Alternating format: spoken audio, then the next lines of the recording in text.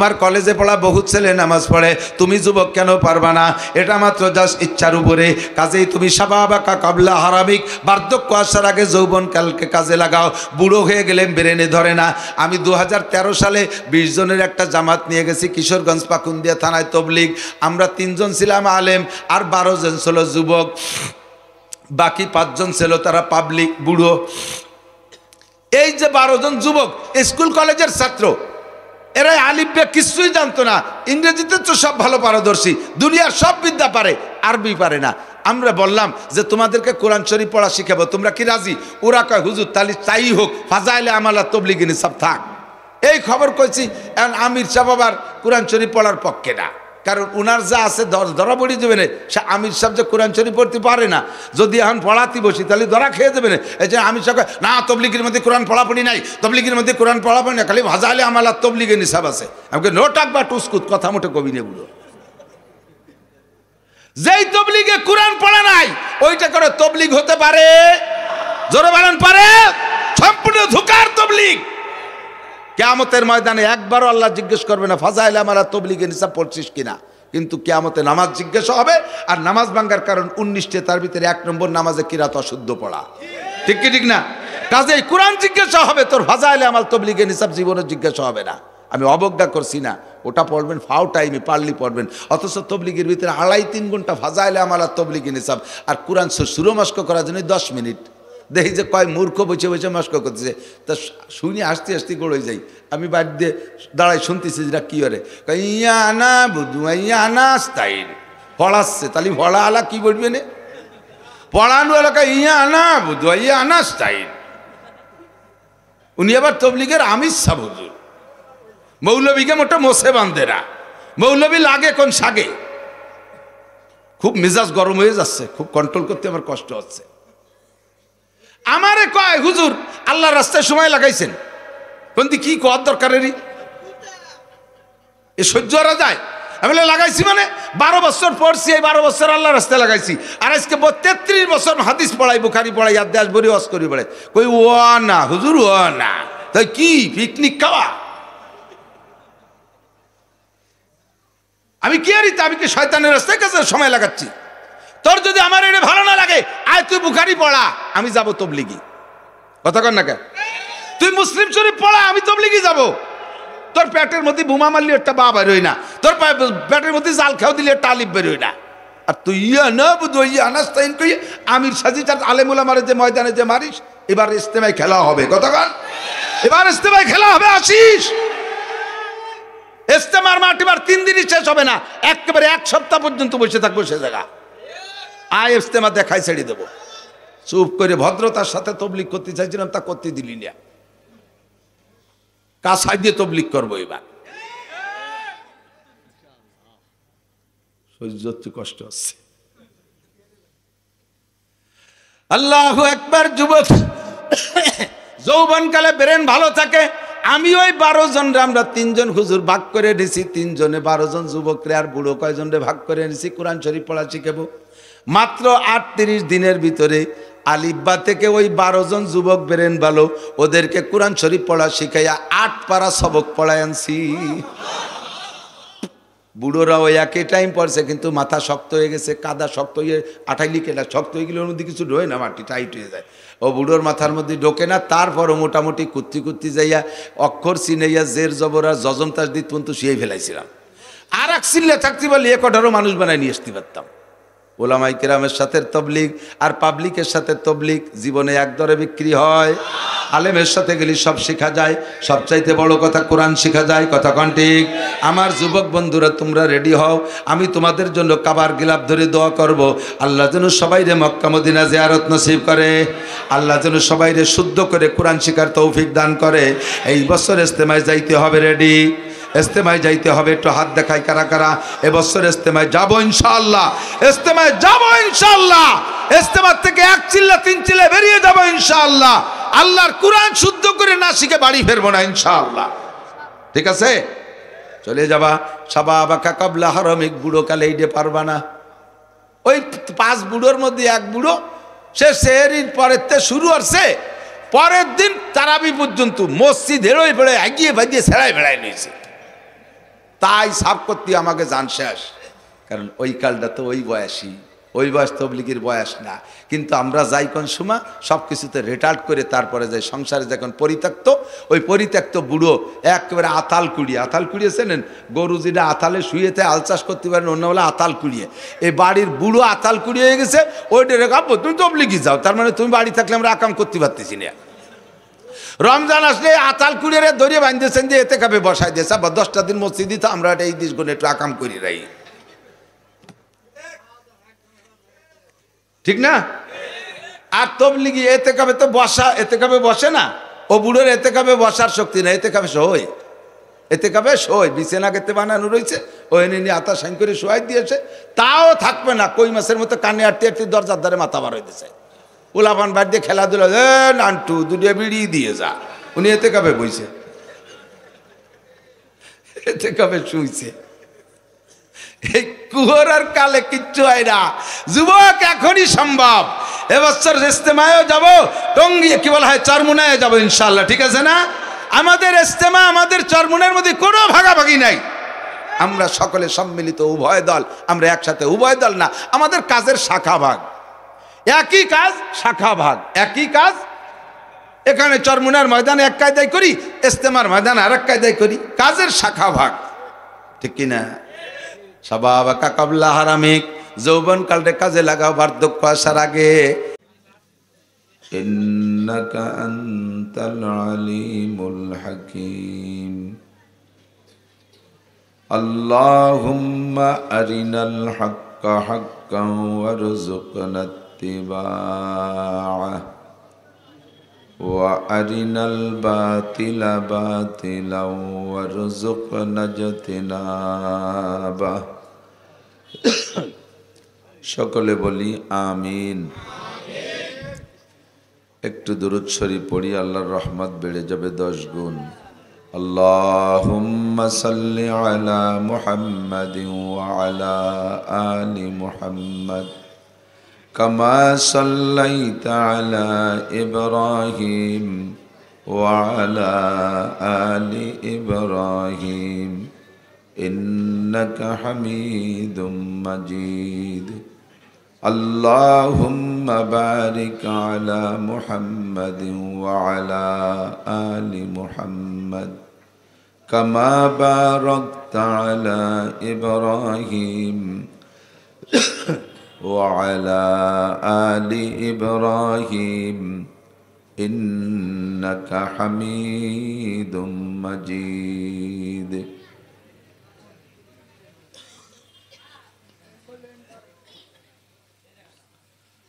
ঐতিহ্যবাহী নূরজাহান ও বাশার তালুকদার এতিমখানা মাদ্রাসা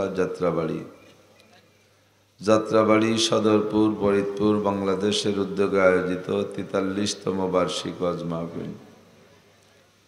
অধ্যকার মাহফিলের সম্মানিত সভাপতি, মাহফিল উপলক্ষে দাওয়াতি উলামায়ে কিরাম, এ অঞ্চলের অনেক অনেক উলামায়ে কেরাম, আয়েম্মায়ে মাসাজিদ, মাদ্রাসার আজিজ আমতুলাবা, অত্র মাদ্রাসার সুযোগ্য সুদক্ষ প্রবীণ মোহতামেম সাহেব হুজুর ও আসাতেজায়ে কেরাম, প্রাণপ্রিয় দেশবাসী, আল্লাহ তাবারকা ওয়া তাআলা শাহী দরবারে সর্বক্ষণ আমাদের পক্ষ থেকে অসংখ্য শুকর। যেহেতু আমরা অবিরাম আল্লাহ পাক রব্বুল আলামিনের অসংখ্য নিয়ামত উপভোগ করছি, ব্যবহার করছি, সর্বোপরি আল্লাহ পাক আমাদেরকে সুস্থতার সাথে হায়াত দিয়েছেন, বাঁচায় রেখেছেন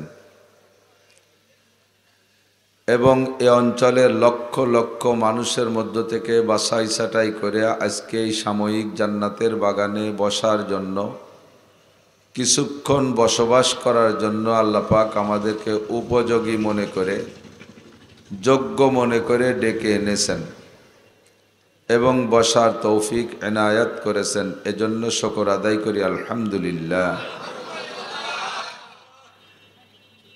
এবং আল্লাহ পাক রব্বুল আলামিন ঈশার নামাজ বা জামাত আদায় করা তৌফিক দিয়েছেন, আবারও শুকর আদায় করি আলহামদুলিল্লাহ। অনেক দিন আগে মাদ্রাসায় এসেছিলাম, মোটর সাইকেলে চলাফেরা করতাম। তো রাত্রে মাহফিলের পরে সকালে, সে সময় রাত্রে থেকে যেতাম, আমার সাথে গাড়ি চালাইতো, মোটর সাইকেল চালাইতো মজিবার দারোগা বুড়ো। ভোরবেলা ফজরের নামাজ পড়ে বেরোইছি, প্রচণ্ড কুয়াশা। তো বাড়ি যাব, তো উঠেই বাম দিক যাব কেষ্টপুর বাজার হইয়া। গেট থেকে বের হইয়া বাম দিক না যাইয়া চলে গেছে এই দিক, পুরো সরভদ্রসন পিএসখালি ঘুরে টুরিয়া কোন কোন জায়গাতে যেন আবার এই জায়গা আসছি। দেখি মাদ্রাসার একটা ছেলে ওই জায়গা বাইরে। তো ওরে আমি জিজ্ঞেস করতেছি, এটা কোন মাদ্রাসা, এখানে মাহফিল কবে? তো কয়, গত রাত্রি আপনি এই জায়গা ওয়াজ করলেন না? আমি আপনার খেদমতে ছিলাম, মনে নেই? আমি বললাম, তাই 2 ঘন্টা কন দিয়ে গাড়ি চালালাম।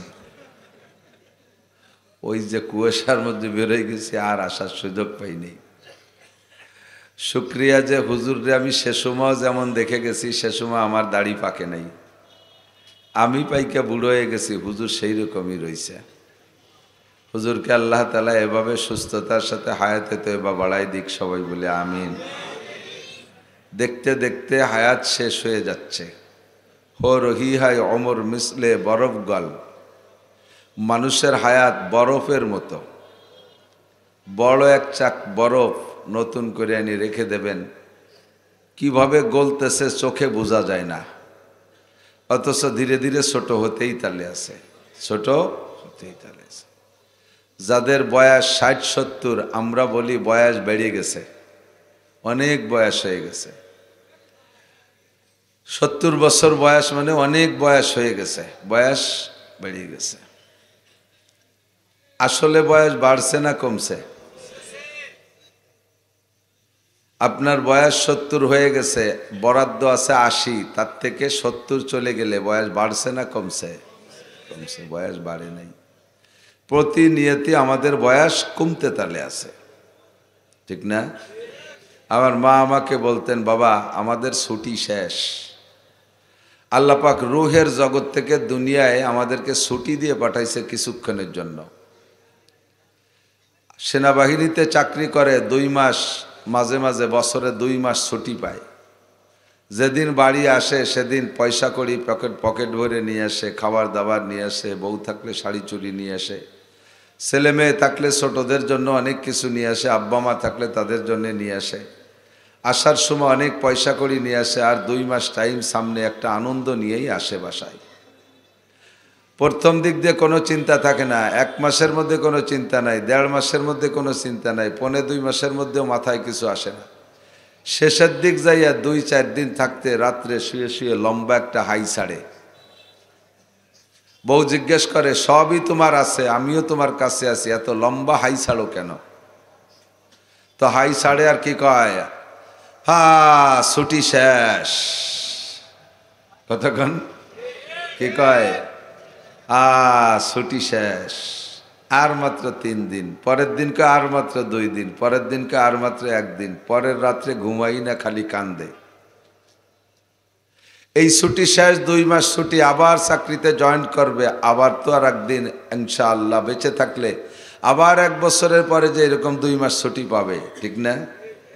রুহের জগৎ থেকে আল্লাহ পাক আমাদেরকে কেউরে 10, কেউরে 20, কেউরে 30, কেউরে 40, 50, 60, 100ই না ধরলাম, এই একটা ছুটি দিয়ে পাঠাইছে। কিন্তু এই ছুটিটা শেষ হয়ে যাওয়ার পরে আবার কি আমাদেরকে দুনিয়ায় ছুটিতে পাঠাবে? আর পাঠাবে না। এ দুনিয়া যত লম্বা হায়াত পান না কেন, দুনিয়ার হায়াত আল্লাহ পাক নিজেই বলেন, অমাল হায়াতুদ দুনিয়া ইল্লা কালিল। এ দুনিয়ার জিন্দেগি একেবারে কম। একটা কথা ফাঁকে বুঝে নেন, সকলে লক্ষ্য করবেন, আল্লাহ যাকে কম বলে তার চেয়ে কম হতে পারে, আর আল্লাহ যাকে বেশি বলে তার চেয়েও বেশি হতে পারে না। আল্লাহ আল্লাহর রসুল যাকে ভালো বলে তার চেয়ে ভালো হতে পারে না। আল্লাহ আল্লাহর রসুল যাকে খারাপ বলে, মন্দ বলে, তার চেয়েও মন্দ হতে পারে না। তো দুনিয়ার হায়াতকে আল্লাহ পাক নিজেই বলছেন কলিল, কম। আর আখিরাতের হায়াত সম্পর্কে আল্লাহ কি বলেন? ওয়া ইন্নাদ দারাল আখিরাতা লাহিয়াল হায়াওয়ান, আসল হায়াত আর জীবনই হলো আখিরাতের জীবন। এ দুনিয়ায় একদিন আমি ছিলাম না, বর্তমানে আছি। 1000 কোটি বার গ্যারান্টি দিয়ে বলতে পারি আর একদিন আমি থাকবো না। সব কিছুর মধ্যে সন্দেহ থাকলেও মরণের মধ্যে সন্দেহ, আল্লাহর মধ্যেও সন্দেহ থাকতে পারে অনেকের। আল্লাহরে দেখলাম না, থাকতেও পারে নাও পারে, হুজুররা বুলু বালা দিয়ে পয়সা করে নিয়ে খাইয়ে দিয়ে বাঁচতেছে, আল্লাহ নাও থাকতেই পারে। আল্লাহকে ঠিক আছে তুমি সে কথা বললে বলতে পারো, জান্নাত নাই বললে বলতে পারো, জাহান্নাম নাই বললে বলতে পারো, কোরআন অস্বীকার করলে করতে পারো, তুমি দুনিয়ার সব কিছু অস্বীকার করতে পারো, কোরআনেরও সব কিছু অস্বীকার করতে পারো, আমি তোমার মুখ চিবে ধরবো না। তবে তুমি একটা জিনিস অস্বীকার করতে পারবে না, সেটা হলো মরণ। কুল্লু নাফসিন যায়িকাতুল মাউত, প্রত্যেকটা প্রাণী সকলের মরতেই। এই মরণকে আরবিতে বলে মৌত। তো এই মৌতের আর এক নাম কিয়ামত। মৌতের আর এক নাম এই কিয়ামত। 3 প্রকার। কয় প্রকার? 3 প্রকার কিয়ামত। একটা হলো কিয়ামতে উজমা, আর একটা কিয়ামতে উস্তা, আর একটা কিয়ামতে সুগরা। সবচেয়ে বড় কিয়ামত, মধ্যম কিয়ামত, ছোট কিয়ামত। সবচেয়ে বড় কিয়ামত, মধ্যম কিয়ামত, ছোট কিয়ামত। সবচেয়ে বড় কিয়ামত আন্তর্জাতিক কিয়ামত, সে সময় কিচ্ছু থাকবে না। কুল্লু শাইইন হালিকুন ইল্লা ওয়াজহুল্লাহ, আল্লাহ ছাড়া আর কেউ থাকবে না, সব শেষ। মধ্যম কিয়ামত সব থাকবে, ফাঁকে ফাঁকে এক একটা জাতি গোষ্ঠীকে আল্লাহ তাদের আচরণে হয় দুনিয়ার থেকে শেষ করে দেবে, অথবা জীবদ্দশায় তাদের এমনভাবে আটকায় রাখবে যে মুখ বের করে কথা বলার কায়দা থাকবে না। যেমন কওমে আদ, এদেরকে আল্লাহ তাআলা শেষ করে দিয়েছে, একটাও নাই। দুনিয়ার সব আছে, কওমে আদ নাই। দুনিয়ার সব আছে, কওমে সামুদ নাই। দুনিয়ার সব আছে, কওমে হুদ নাই। দুনিয়ার সব আছে, কওমে লুত নাই। এই জাতি গোষ্ঠীকে একেবারে শেষ করে দিয়েছে। আর একটা হলো এই কওমে কিয়ামতে উস্তার, আর একটা হলো বেঁচে থাকবে কিন্তু আত্মপ্রকাশ করার কায়দা থাকবে না। বুঝতেছেন? এ ঘটনা আছে না নাই? বেঁচে থাকবে কিন্তু আত্মপ্রকাশ করার উপায়, এটাও এক ধরনের কিয়ামত, যা বর্তমানে চলতেছে। কাদের মধ্যে চলতেছে তা করতেছি না, যাদের মধ্যে চলতেছে তাদের মধ্যে চলতেছে। বেঁচে আছে, মরে গেছে তা না, সব দেশ ছাড়িয়ে চলে গেছে তাও না, কিন্তু কারণবশত আত্মপ্রকাশ করতে পারতেছে না, এটাও এক ধরনের কিয়ামত। 3 নম্বর কিয়ামত, নবী পাক বলেন মাতা কদ কামাত কিয়ামাতুহু, যে যেদিন মারা গেল তার কিয়ামত সেদিন হয়ে গেল। আমরা এখানে যারা আছি সকলের ব্যক্তিগত মরণ হবে কি হবে না? আমি চ্যালেঞ্জ করে বলি, 1000 কোটি বার কসম খেয়ে বলতে পারি, আপনারা আমরা এখানে যারা বসা আছি একেবারে ছোট থেকে ছোট জন থেকে নিয়ে বয়সী, সর্বোচ্চ বয়সী যারা আছি, বয়সী থেকে নিয়ে ছোট পর্যন্ত, এর একজনও আমরা সেই আসল কিয়ামত দেখব না, আন্তর্জাতিক কিয়ামত দেখব না। যদিও বলি কিয়ামত কাছায় গেছে, নিকটে আইসা গেছে, কিন্তু তারপরও আপনারা সেই কিয়ামত দেখবেন না, এর মধ্যে কোনো সন্দেহ নাই। হাদিসের দ্বারা যা প্রমাণ পেয়েছি, মূল কিয়ামতের আগে 10টা বড় ঘটনা ঘটবে। শুনলে আপনি বুঝবেন যে শতদিন আপনি বেঁচে থাকবেন কিনা। ওই 10টা ঘটনার মধ্যে একটা হলো দুনিয়ায় দাজ্জাল আসবে। দাজ্জাল আসবে দুনিয়ায়, 30 জন আসবে চেলা দাজ্জাল, আর অরিজিনাল দাজ্জাল আসবে একজন, যার ডান হাতে থাকবে জাহান্নাম, বাম হাতে থাকবে জান্নাত। অথচ দরকার ছিল ডান হাতে থাকবে জান্নাত আর বাম হাতে থাকবে জাহান্নাম। তার সারা কপালে মাত্র একটা চোখ, সে আইসা মানুষের ভিতরে খোদাই দাবি করবে আর বলবে আমাকে যারা আল্লাহ বলবা, আমাকে যারা খোদা বলবা, তারা আমার এই বাম হাতে জান্নাত আছে এইটা পাবা, আর আমাকে যারা খোদা না বলবা তাদেরকে এই জাহান্নামের মধ্যে ফেলানো হবে, অর্থাৎ হত্যা করে দেয়া হবে। তার ডান হাতে থাকবে অস্ত্র, বাম হাতে থাকবে টাকার ব্যাগ আর বস্তা। যারা তাকে মানবে জাগতিক কিছুক্ষণের জন্য সুখ শান্তি তারা পাবে, আর যারা তাকে মানবে না হত্যা করে দেওয়ার চেষ্টা করবে, তাদেরকে জাহান্নামের ভয় দেবে। কিন্তু কোনো মানুষকে সে মারতে পারবে না, শুধু ভয়ই দেবে, ভয়ই দেবে। তবে তার ভয় দেওয়ার চাইতে জান্নাতের যে প্রলোভনটা, এইটাই মানুষ দুর্বল হয়ে যাবে, এইটাই মানুষ দুর্বল হয়ে যাবে। 1999 জন মানুষ, 1999 জন মানুষ দাজ্জালের বাম হাতের পক্ষে চলে যাবে। এটা হলো অরিজিনাল দাজ্জাল। আর এই দাজ্জালের আগে আসবে 30 জন চেলা দাজ্জাল। দাজ্জালের চেলা, দরজাল না, পাবলিক কয় দরজাল, শব্দ হলো দাজ্জাল। একটু কন, দাজ্জাল মানে ধোঁকাবাজ, আরবিতে দাজ্জাল মানে, এবং মুবালাগার সিগা, প্রচন্ড ধোঁকাবাজ। এমন ধোঁকা দেবে আলেম উলামা পর্যন্ত পড়ে যেতে বাধ্য হবে। আচ্ছা, বড় কঠিন। অরিজিনাল দাজ্জালের হাত থেকে বাঁচা কঠিন, চেলা দাজ্জালের হাতেই আমরা দুর্বল হয়ে যাই। কতক্ষণ ইদানিং অনলাইনে যত ব্যবসা চলতেছে, অনলাইন ব্যবসা আছে না, এও কিন্তু দাজ্জালি ফিতনার এক কিসম। আমি ধরা খেয়ে গেছি, দেখি করাতের অ্যাড দিচ্ছে, এটা গাছ কাটা করাত না, একজনের দা ওইলে কুপাইয়ে একটা বাঁশ কাটতে পারতেছে না, আপনারা তো দেখছেন। এর মধ্যে একজন করাত একখানা নিয়ে দিল, বাঁশ 1 পয়সা কেটে ফেলে দিল, এইরকম মোটা একখান গাছ 2 পয়সা কেটে ফেলে দিল। আমি বললাম যে বাড়ি তো কাটাকাটি একটু লাগে, তা আমি একখান অর্ডার দিই। অর্ডার দিছি, 800 টাকা এনেছে, একটুক একখান ছুরির মতো করা, তাই দিয়ে এখন কোন সিও কাটা যায় না। অথচ ইউটিউবে এমন ধোঁকা দিয়েছে, যার ধোঁকায় পড়তে বাধ্য হয়ে গেছি।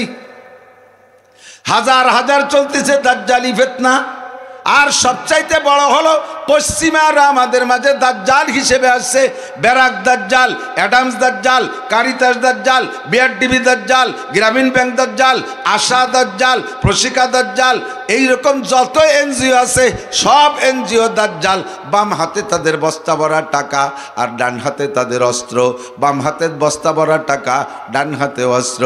তাদেরকে গুরু মানলে, তাদের কাছে বায়াত হইলে আমেরিকার ভিসা দিয়ে দেয়, লন্ডনের ভিসা দিয়ে দেয়, দ্রুত গতিতে গ্রিন কার্ড হয়ে যায়, বিদেশে জায়গা জমি ঘর বাড়ি সব পাওয়া যায়, স্ত্রী পর্যন্ত পাওয়া যায় বিনা পয়সায়, কোনো তা কিনতে পয়সা লাগে না। এগুলো চেলা দাজ্জাল। অরিজিনাল দাজ্জাল যখন আসবে, একে ধ্বংস করার জন্য আসবে মাহদী আলাইহিস সালাতু ওয়াস সালাম, তার আগে আসবে ঈসা আলাইহিস সালাম। এই দাজ্জালের আবির্ভাবের পরে হযরত ঈসা আলাইহিস সালাম আসবে তাকে ধ্বংস করার জন্য, এরপরে আসবে মাহদী আলাইহিস সালাম। তিনটা, এনাদের 2 জনের হাতে দাজ্জাল ও দাজ্জালের অনুসারীরা সব শেষ হয়ে যাবে। দাজ্জাল লাস্টে যে ধরবে এক বুড়োরে, একজন ইমানদার বুড়োকে বলবে কুল রব্বি, তুই আমাকে আল্লাহ বল, রব বল। তো বুড়ো বলবে তোরে রব বলবো কে, তোর কি ক্ষমতা আছে? কয় তোমার রব যা পারে আমি তা পারি। তো বুড়ো বলবে ইন্না রাব্বি ইউহয়ী ওয়া ইউমীত, আমার রব তো মারতেও পারে বাঁচাইতেও পারে। আল্লাহ মারতেও পারে, কতক্ষণ পারে, মরাডারে বাঁচাইতে পারে। বলার সঙ্গে সঙ্গে দাজ্জাল বলে ওয়া আনা উহয়ী ওয়া উমীত, আমিও মারতে বাঁচাইতে পারি। এবার বুড়ো বলবে তাহলে তুমি মারিয়ে বাঁচাই দেখাও। বলার সঙ্গে সঙ্গে বুড়ো রে দাজ্জাল দাও দিয়ে কোপ দিয়ে 2 ভাগ করে ফেলবে। বুড়ো মারা গেছে।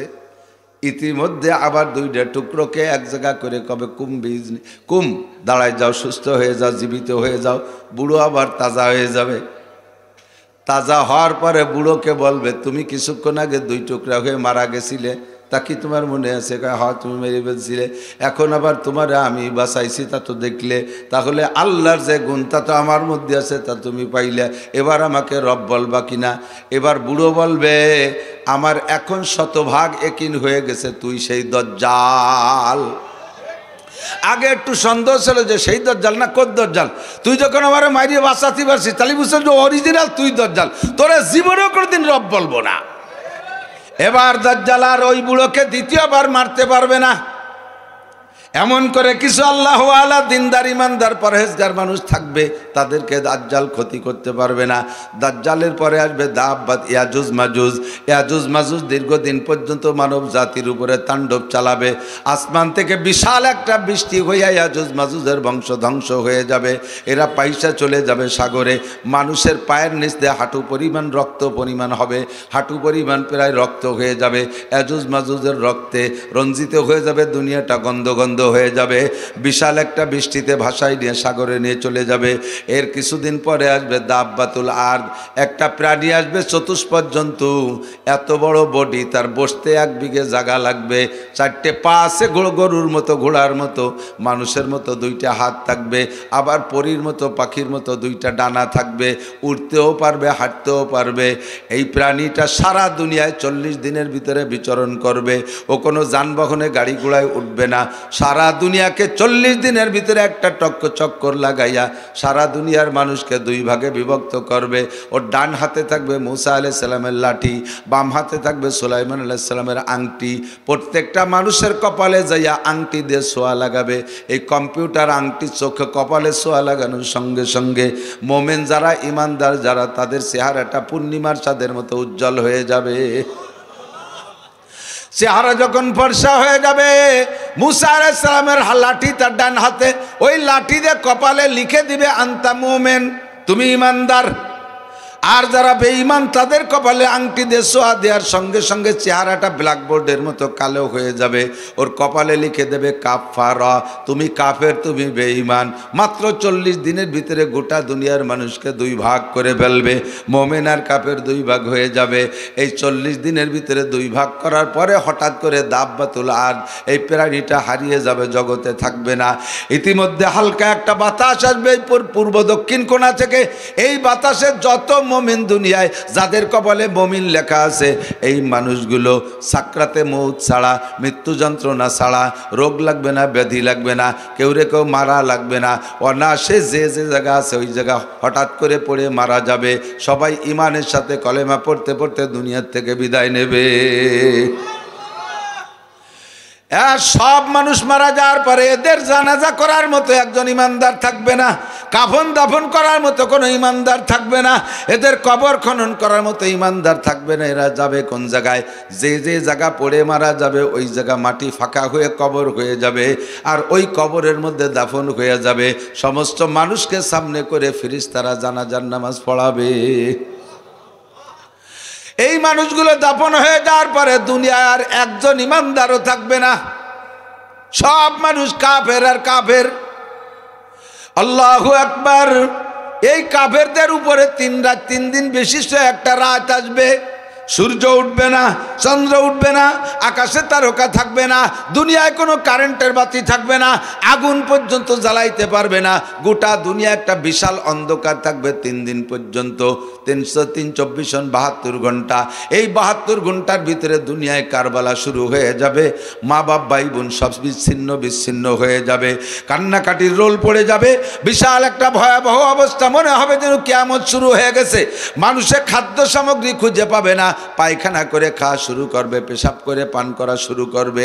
এই মহাবিপদ 3 রাত 3 দিন চলার পরে পশ্চিম আকাশ থেকে সূর্য উদয় হবে, পূর্ব আকাশ থেকে না। পশ্চিম আকাশ থেকে সূর্য উদয় হইয়া মাঝ আকাশ পর্যন্ত আসবে। তবুও মানুষের ভিতরে একটা স্বস্তি আসবে। অন্ধকার তো কেটে গেছে, মোটামুটি আলোর মুখ দেখলাম, কিছুটা প্রশান্তি পাবে। আবার পশ্চিম আকাশে নিয়ম মতো সূর্যটা ডুবে যাবে। এরপরের থেকে আবার প্রত্যেক দিন অন্য দিনের মতো পূর্বাকাশ থেকে 24 ঘন্টায় দিন রাত হবে, সূর্য উদয় অস্ত হবে। এই সূর্য ব্যাকে আসার পর থেকে আর যত মানুষ কিয়ামত পর্যন্ত দুনিয়ায় থাকবে, হাজারো তওবা করলে তওবা কবুল হবে না। একে বলা হয় রদ্দে শামস। দুনিয়ার সিস্টেমকে আল্লাহ উল্টাই দিয়ে দিয়েছে, কাজেই এখন আর তওবা কবুল হবে না। বলা হয় নির্দিষ্ট তারিখও বলা যাবে না, তবে এই সূর্য উদয়ের ব্যাকে আসার পরে পশ্চিম আকাশ থেকে সূর্য উদয়ের 120 বছরের মতো পরে যাইয়া দুনিয়া ধ্বংস হবে, কিয়ামত হবে। যেদিন ধ্বংস হবে সেই দিন ইসরাফিল আলাইহিস সালাতু ওয়াস সালাম আল্লাহ পাকের কাছে জানতে চাইবে, আল্লাহ এখন কি সিংহায় ফু দেব? আল্লাহ পাক বলবেন আজরাইলকে পাঠাও, দেখে আসুক দুনিয়ায় কোনো জায়গায় একজন মানুষ আল্লাহ বলনেওয়ালা আছে নাকি। যতক্ষণ পর্যন্ত আল্লাহ বলনেওয়ালা একজন মানুষ দুনিয়ায় থাকবে অতক্ষণ পর্যন্ত কিয়ামত হবে না। লা তাকুমুস সাআতু হাত্তা ইউকালা ফিল আরদি আল্লাহ আল্লাহ, যতক্ষণ আল্লাহ বলনেওয়ালা থাকবে অতক্ষণ কিয়ামত হবে না। আজরাইল যে রিপোর্ট দেবে না আল্লাহ এখন আর দুনিয়ায় আল্লাহ বলার কেউ নাই, ইসরাফিল আলাইহিস সালাম সিংহায় ফু দেবে, গোটা দুনিয়া ধ্বংস হয়ে যাবে, মুহূর্তের ভিতরে কিচ্ছু থাকবে না। মুহররম মাসের 10 তারিখ হবে, বার হবে শুক্রবার, একে ফুতে সব চলে যাবে, আজীব একটা কারখানা। আল্লাহ পাক বলেন ইজাস সামাউন ফাতারাত ওয়া ইদাল কাওয়াকিবু ইনতাসারাত ওয়া ইদাল বিহারু ফুজ্জিরাত ওয়া ইদাল কুবুরু বুসিরাত ইজাস শামসু কুব্বিরাত ওয়া ইদান নুজুমু কাদারাত ওয়া ইদাল বিহারু ফুজ্জিরাত। এমন করে যত আয়াত আছে সবগুলো কিয়ামতের আয়াত। ইজা ওয়াকাতিল ওয়াকিয়া লাইসা লিওয়াকাতিহা কাযিবা খাফিদাতুর রাফিয়া ইজা রুজ্জাতিল আরদু রাজ্জা অবুসাতিল জিবালু বাসসা। পাহাড়গুলো তুলার মতো উঠতে থাকবে, চন্দ্র সূর্য খসে পড়বে, আসমান টাস করে ফেটে তন্ন তন্ন হয়ে যাবে, পায়ের নিচের জমিন থাকবে না, সারাটা দুনিয়া এলোমেলো হয়ে যাবে। এইটা হলো কিয়ামত। সবগুলোকে ধ্বংস করে দেবে ইসরাফিলের বুকে, আর জানগুলো কবজা করবে আজরাইল আলাইহিস সালাম। সব জান কবজা করার পরে আল্লাহ পাক আজরাইলকে জিজ্ঞেস করবে, আজরাইল আল আন মা বাকিয়া, ও আজরাইল এখন কারা কারা আছে জগতে? সব শেষ করেছো নাকি কেউ বেঁচে আছে? আজরাইল বলবে, আল্লাহ নাহনু সালাসাতা আশার, আমরা 13 জন আছি আর বাকি সব ধ্বংস করে দিছি। আল্লাহ কয় কোন 13 জন আছো? কয় 1 নম্বরে হামিলাতুল আরশ সামানিয়া, তোমার আরশ উঁচু করে রাখছে যে 8 জন, সেই 8 জন আছে। ওয়া নাহনু আরবা, জিবরাইল মিকাইল ইসরাফিল আর আজরাইল আমি, এই 12 জন। ওয়া আনতা, তুমি, আমরাই মোট ফ্যামিলিতে 13 জন আছি আর সব শেষ করে দিছি। আল্লাহ পাক বলবেন সর্বপ্রথমে এই 13 জনের মধ্যে বড় 3 জনের জান আমার কাছে জমা দিয়ে দাও। জিবরাইল মিকাইল ইসরাফিল এই 3 জনের জান বের করে আমার কাছে জমা দাও। আজরাইল মুহূর্তের ভিতরে বড় 3 ফেরেশতাকে হত্যা কইরা তাদের জান আল্লাহর কাছে জমা দেবে। আল্লাহ বলবেন এখন কে কে আছো? কয় আল্লাহ নাহনু আশারা, আমরা 10 জন আছি, তোমার আরশ বহনকারী 8 জন, আর তুমি আর আমি এই 10 জন আছি। আল্লাহ পাক বলবেন আরশ বহনকারী 8 জন জমাইয়ে জান কয়টা জমা দাও। এবার আজরাইল বলবে, আল্লাহ ওই 8 জন তো তোমার আরশে উঁচু করে রাখছে, ওই 8 জনে মারিয়ে ফেললি, তোমার আরশ নিয়ে তো তুমি হুড়মুড় করে নিচে পড়ে যাবা। আল্লাহ কয় আজরাইল পড় কুল হুয়াল্লাহু আহাদ, পড়েন একবার, কুল হুয়াল্লাহু আহাদ আল্লাহুস সামাদ। বলো সেই আল্লাহ কয়জন? আমার আল্লাহুস সামাদ, আমার আল্লাহ কাহারো কাছে ঠেকা? জোরে বলেন ঠেকা। এ আজরাইল কুলহু সূরা পড়ো, কুলহু আল্লাহু আহাদ আল্লাহুস সামাদ, আল্লাহ একক, আমার আল্লাহ কাহারো কাছে ঠেকানা। তোমরা দুনিয়ায় যারা দেবদেবীর পূজা পাঠ করো, তোমরা যার পূজা করো সে তোমাদের কাছে ঠেকা, তারে ধরে রাখলে সে দাঁড়ায় থাকতে পারে, ছেড়ে দিলে পড়ে যায়, বছরের শেষে রং নষ্ট হয়ে যায়, মিস্ত্রি যে রং দেয়া লাগে, 1 বছরের মাথায় যে খরা বৃষ্টি লাগে দুর্বল হয়ে যায়, ফাঁসার মধ্যে বাঁশ ঢুকোয়, যে 3 দিক দিয়ে বাঁশ বাজায় যে ঠেলি রাহা লাগে। আমি আল্লাহ ওই রকম দুর্বল না, আমার আরো সুস্থ করে রাখার জন্য কেউরে লাগে না। আরে তোদের মাবুদের রং উঠে যায়, তোরা রং দিস, আমি আল্লাহর রং ওঠে না। আল্লাহর রং আছে, আমাদের আল্লাহর রং আছে। আরে না কোন কাঠুটা বলেন আছে, আমাদের আল্লাহর রং আছে। কোথায় পাইলাম? কোরআনে কয় সিবগাতাল্লাহি ওয়া মান আহসানু মিনাল্লাহি সিবগা। উলামা ইকরামের কাছে শুনে দেখেন, সিবগাতাল্লাহ মানে আল্লাহর রং আছে, ওয়া মান আহসানু মিনাল্লাহি সিবগা, আমার আল্লাহর রঙের চাইতে জগতে কোনো ভালো রং। আমার আল্লাহর রং বছরে একবার ওঠে, ইন্ডিয়াতে মিসরিয়ানি রং দেয়া লাগে। আমার আল্লাহ বছর শেষে দুর্বল হয়ে যায়, গাছতলা বাসতলা কায়তে হয়ে পড়ে থাকে। আমার আল্লাহর গেটি ধরে পানির মধ্যে সুবই ভাড়াই থোয়া লাগে। আমার আল্লাহর দ্বারের কাছে কেউ যাইতে পারে। হে আজরাইল, আমি আল্লাহ কাহারো কাছে ঠেকা না, আমার 8 জন বহনকারীকে ফেলাই দিলে মেরে দিলে আমি পড়ে যাব তা না, দাও তাদের জান জমা দাও। আজরাইল ওই 8 জনের জান মাইরে জমা দিয়া এরপরে আল্লাহ বলবেন আল আনমা বাকিয়া, এখন কিডা কিডা আছো? কয় আনতা ওয়া আনা, আল্লাহ সব শেষ করে দিয়েছি, এখন খালি আমি আর তুমি আছি, আন কি এর বা করো। আল্লাহ কয় তোমার জানটা আমার কাছে জমা দাও। খেলা হবে এখন, কাউও কাকার খেলা না। আল্লাহু আকবার। আজরাইল তোমার জান জমা দাও। আনা হাইদুন ওয়া কাইয়ুম, আমি মরিও না বাঁচিও না, আমি চিরস্থায়ী চিরঞ্জীব, আমার মরণ নাই। ও আজরাইল তোমার মরতে হবে। আজরাইল কয় আল্লাহ আমারও মরতে হবে। কয় কে মরবা না কেন? তুমি কোরআন শরীফের আয়াত পড়ো, কুল্লু নাফসিন যায়িকাতুল মাউত, সমস্ত প্রাণী মরণশীল। কথা বলেন। আজরাইল পড়ো। আজরাইল পড়বে, কয় তর্জমা কি? কয় আল্লাহ সব প্রাণী মরবে। আল্লাহ কয় তুমি কি প্রাণী না অপ্রাণী? কয় আমিও তো প্রাণী। তাই কুল্লু কুল্লু তুমি হও, তোমাকেও মরতে হবে। কুল্লু শাইন হালিকুন ইল্লা ওয়াজহুল্লাহ, আমি ছাড়া এখন আর কেউ থাকবে না, আমি ছাড়া এখন কেউ থাকবে না। আজরাইলকে আল্লাহ আমি তো সবাইরে মারছি, আমারে মারবে কিডা? আল্লাহ কয় তুমি আত্মহত্যা করবা, তুমি পিস্তল কপালে লাগাই দিয়ে গুলিয়ে দিবা, তাই নাকি? আল্লাহ আত্মহত্যা করবো কোন সিস্টেমে? আল্লাহ কয় বুকের উপরে হাত দিয়ে মুঠ করে টান দিবা, বাকিটুক আমার কাম। যখন আজরাইল বুকের উপরে হাত দিয়ে টান মারছে, আল্লাহ কয় ওয়াইযা রাদা শাইআন আইয়াকুলা লাহু কুন ফায়াকুন, আমি কিছু করতে গেলে তেমন কিছু করি না, শুধু কোন শব্দ ব্যবহার করি। আজরাইল যখন মুঠ করে টান দিয়েছে, আল্লাহ কয় কুন মাইয়াতাল মালাকাল মউত, ও আজরাইল তুই মরে যা। বলার সাথে সাথে হাতের মধ্যে জানটা বেরিয়ে আসছে।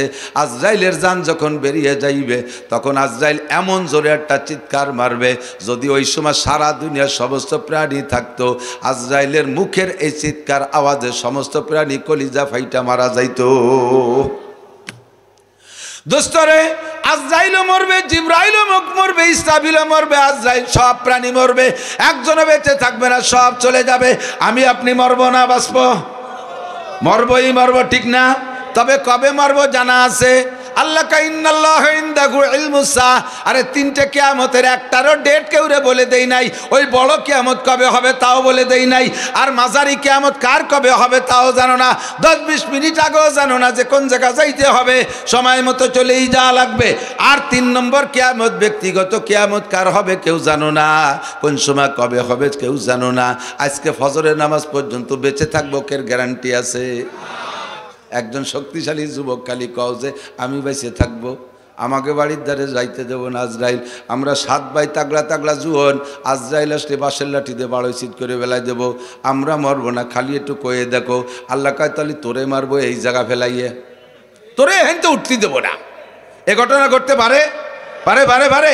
আরে আর কিছুরে ভয় না পাই, মরণটারে ভয় পাই, বাঘও মারারে ভয় পাই, সিংহ মারারে ভয় পাই, আরে হাতিও মারারে ভয় পাই। ছোট থেকে ছোট, বড় থেকে বড়, 5টা-10টা পিপিলিকা এক জায়গা আছে, একটা পিপিলিকারে মারিয়ে দেবেন, বাকিগুলো দেখবেন ভয়তে দৌড়ইতে তালে আছে, ওদের মধ্যে মরণের ভয় আছে। এই মরণ কার কখন আছে জানি না। আল্লাহ পাক বলেন আমাল হায়াতুদ দুনিয়া ইল্লা কালিল। এই এতগুলো কথা এজন্যই বলছি দোস্ত, প্রস্তুতি নেন, প্রিপারেশন নেন, যে কোনো সময় ডাক এসে যেতে পারে, পারে কি পারে না। আমার বাংলাদেশের সবচেয়ে বড় মুহাদ্দিস, আমার বাংলাদেশের সবচেয়ে বড় মুহাদ্দিস, বলা চলে গোটা এশিয়া মহাদেশের মধ্যে সবচেয়ে বড় মুহাদ্দিস হযরত মাওলানা আব্দুল মালিক সাহেব দামাত বারকাতুহুম, বর্তমান বাইতুল মুকাররমের খতিব। আল্লাহ পাক যে কি পরিমাণ এলেম দেশে, মানুষটা চেহারা নাই, স্বাস্থ্য নাই, জোয়ান না, একটুকেটা মানুষ, স্যান্ডেল পায়দে সামনে দিয়ে 2 ইঞ্চি, পিছন যে 3 ইঞ্চি বেশি লম্বা, একেবারে কোনো ডাকডল কিছুই নাই, ঢকশক কিছুই নাই।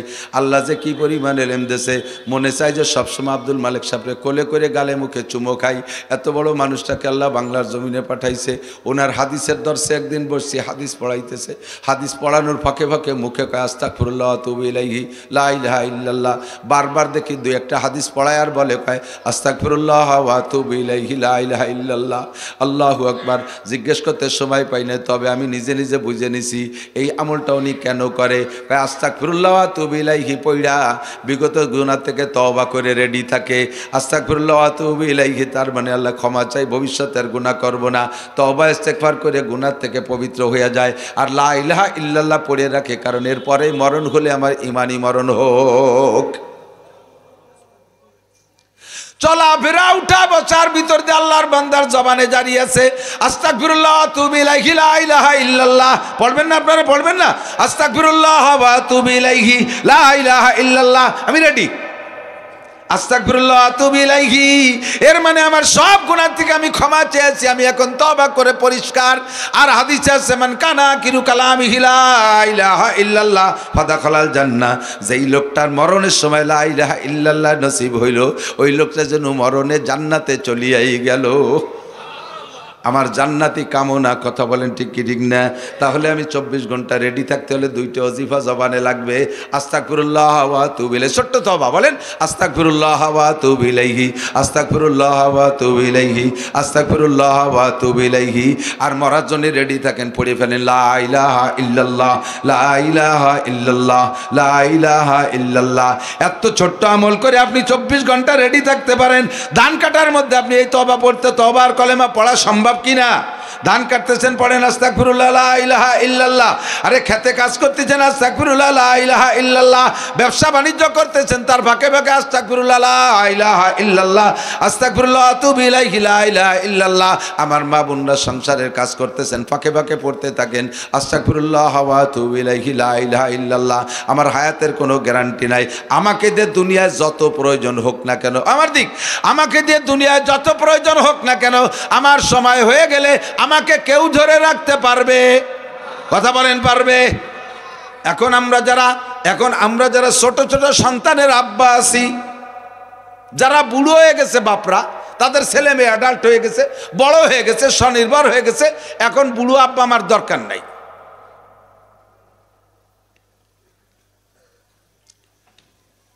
বরঞ্চ অনেক বুড়ো আব্বা আমার জন্য ছেলে মেয়েরা দোয়া করে যে মরে না, আর কতদিন বেঁচে থাকবে, না মরলে জমি ভাগ করতে পারতেছি না। এরকম আছে আছে আছে আছে না নাই? এ বুড়ো মরে না কে, না মরলে জমি ভাগ করতে পারতেছি না। আর এখন আমরা যারা ইয়াং আব্বা আছি, আমাদের ছোট ছোট বাচ্চারা আছে, আমাদের এই সন্তানরা কিন্তু আব্বা আমার জন্য দোয়া করে, আল্লাহ আমার আব্বারে তুমি হায়াত বাড়ায় দাও। আপনারা সবাই ছোট, আব্বা মরে গেলে আমাদের কি উপায় হবে? সন্তানরা আব্বার জন্য দোয়া করে। আসার সময় অনেক ফরমান দিয়ে দেয়। আমি আসার সময় আমার ছোট্ট মেয়েটা বলে, আব্বু আমার জন্য ছোট কমলা আনবা, আব্বু আমার জন্য এই আনবা ওই আনবা ইত্যাদি বলে দেয়। আমার মতো আব্বাকে দেই সন্তানদের কত প্রয়োজন, কত প্রয়োজন, হাজারো প্রয়োজন থাকা সত্ত্বেও আমার সময় হয়ে গেলে এই প্রয়োজনের তোয়াক্কা না করে আল্লাহ পাক আমাকে ডাক দিয়ে নিয়ে যেতে পারে, পারে কি পারে না? যে কোনো সময় ডাক দিয়ে নিয়ে যেতে পারে। কাজে আমাকে 24 ঘন্টা প্রস্তুত থাকতে হবে। নবী পাক বলেন আমার উম্মতের গড় হায়াত, হুজুর বলছেন আমার উম্মতের দুনিয়ার গড় হায়াত কতটুক? হুজুর বলেন হায়াত উম্মতি বাইনা 60 ওয়া 70। আমার অধিকাংশ উম্মতের হায়াত 60 থেকে 70-এর মাঝামাঝি, 60 থেকে 70-এর মাঝামাঝি। এই 60-70-এর মধ্যে উম্মত বেশিরভাগ চলে যাচ্ছে। কতক্ষণ? 61, 62, 63, 64, 65 এর মধ্যেই চলে যাচ্ছে, বেশিরভাগ উম্মত চলে যাচ্ছে। আমারও যেমন কম হায়াত, আমার উম্মতেরও কম হায়াত, এর মধ্যেই চলে যাবে। তবে আমার উম্মতের জন্য একটা সুসংবাদ আছে, আমার দিক তাকান। হুজুর বলেন আমার উম্মতের সুসংবাদ হলো 8টা জান্নাতের মধ্যে ফেরদাউস হবে আমার উম্মতের বাসস্থান। ইন্নাল্লাযীনা ক্বালু রাব্বুনাল্লাহ থুম্মা ইসতাকামু তাতানাজ্জালু আলাইহিমুল মালাইকাতু আল্লা তাখাফু ওয়া লা তাহজানু ওয়া আবশিরু বিল জান্নাতিল্লাতী কুনতুম তুআদুন নাহনু আউলিয়াউকুম ফিল হায়াতিদ দুনিয়া ওয়া ফিল আখিরাহ ওয়া লাকুম ফিহা মা তাশতাহি আনফুসুকুম ওয়া লাকুম ফিহা মা তাদউন নুজুলাম মিন গফুরির রহিম। সূরা মুমিনুনের মধ্যে আল্লাহ পাক বলেন ইয়ারিসুনাল ফিরদাউস, আমার উম্মত জান্নাতুল ফিরদাউসের মালিক হইয়া যাবে। সাহাবায়ে কেরাম বলে হুজুর কাইফা ইউমকিনু, এইটা কি করে সম্ভব? অল্প একটু হায়াতের মধ্যে ফেরদাউসের মালিক হব কি করে?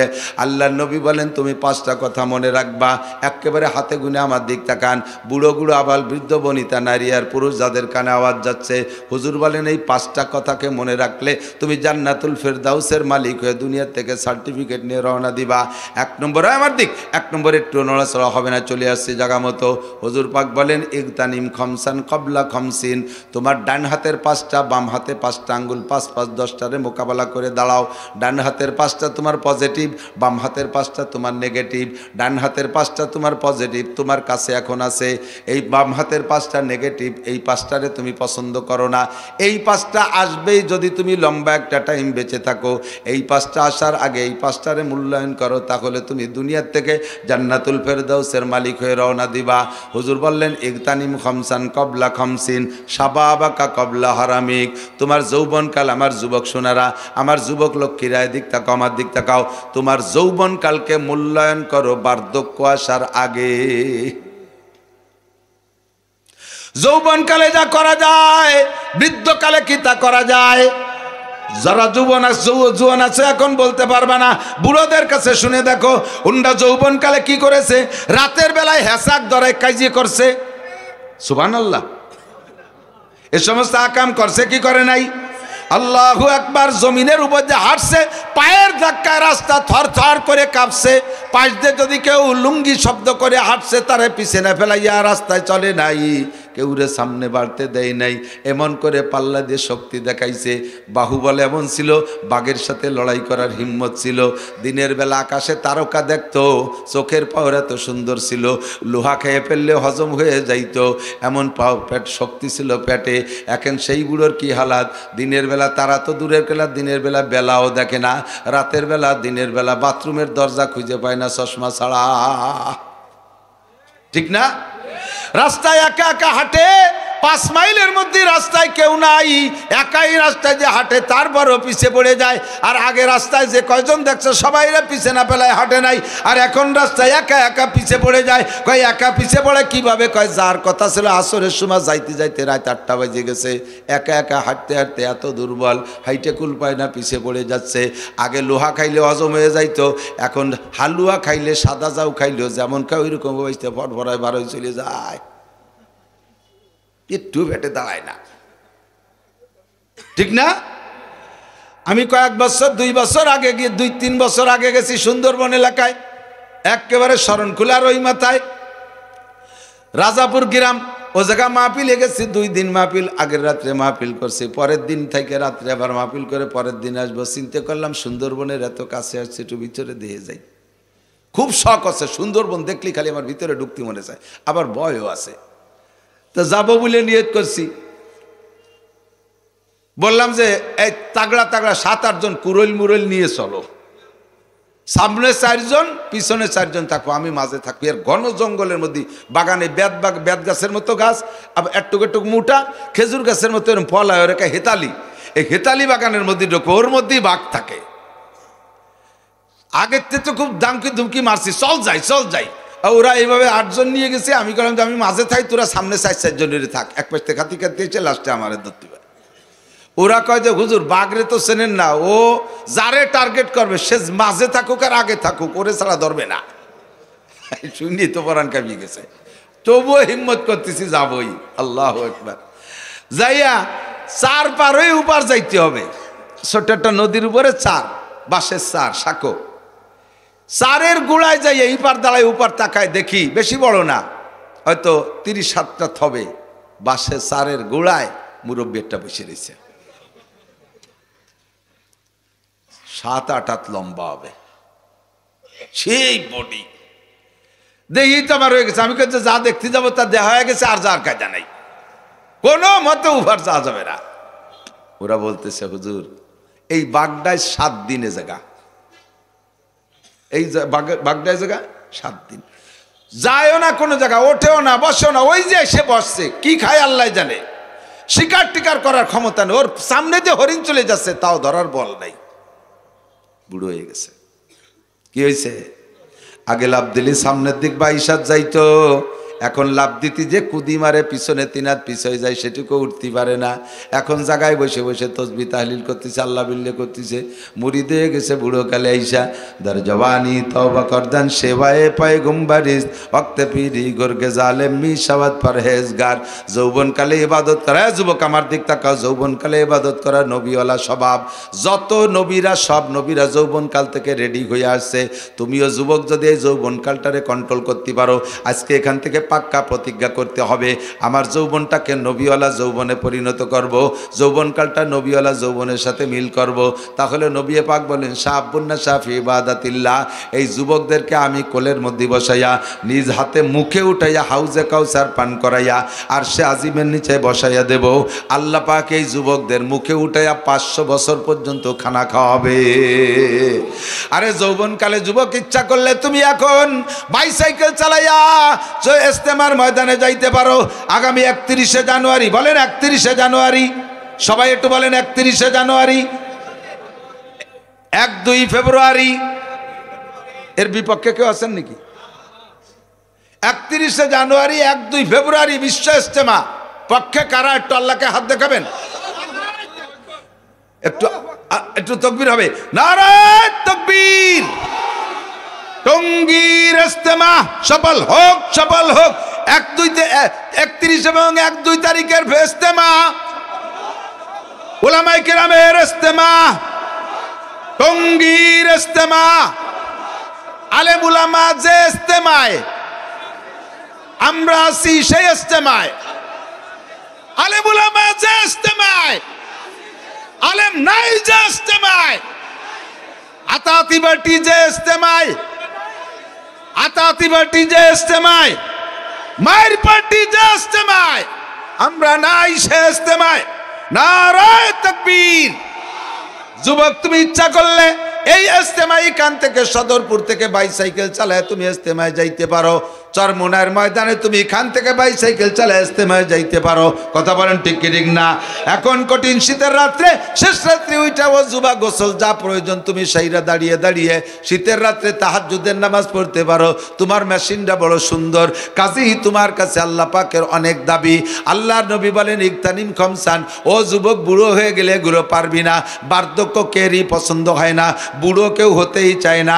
বার্ধক্য শুরু হয়েছে একটা দাড়ি যখন পাকছে, আয়না দেখে যাকে একটা দাড়ি পাকছে, আয়না ধরে ওই দাড়িটারে বাইছে খোট্টান দিয়ে উঠে বেলায় দিছে। পাকা দাড়ি বার্ধক্যের লক্ষণ, বুড়ো মোটে হবই না, পাকাটারে উঠে বেলায় দিছে। মাথায় 8-10টা চুল পাইকে গেছে, ছোট মেয়েরে পাঠায় দিছে, মা যাই চুল কটা উঠে দে, আমি বুড়ো হব না। বুড়ো কেউ হইতে চায় না, কিন্তু বুড়ো হওয়া লাগে। বুড়ো হয়ে গেলে পারবি না। আমার সোনা যুবক এক্ষুনি পারবি। বুড়ো হয়ে গেলে 1 ওয়াক্তের 3 প্রকারের নামাজ পড়তে 3 বার ওযু করা লাগে। হ্যাঁ, ওযু বানাইয়া যে সুন্নত 4 রাকাত পড়ার সাথে সাথে তলপেট চিবে ধরে বার হয়ে যাচ্ছে। কাকা যান কোন জায়গা? কয় পেশাব আইছে। বাইরে যে পেশাব করে ওযু বানাইছে, আবার জোরে ফরজ 4 রাকাত পড়ছে, আবার চুমো খেয়ে বেরোয় যাচ্ছে। থা গেল না, কি হয়েছে কাকা? কয় যে আবারও পেশাব আইছে। বাইরে যে পেশাব করে ওযু বানাইছে, আবার শেষের 2 রাকাত পড়া লাগে। বুড়ো হয়ে গেলে 1 ওয়াক্তের 3 প্রকারের নামাজ পড়তে 3 বার ওযু করা লাগে। আর আল্লাহ তোমারে সুন্দর একটা দেহ দিয়েছে।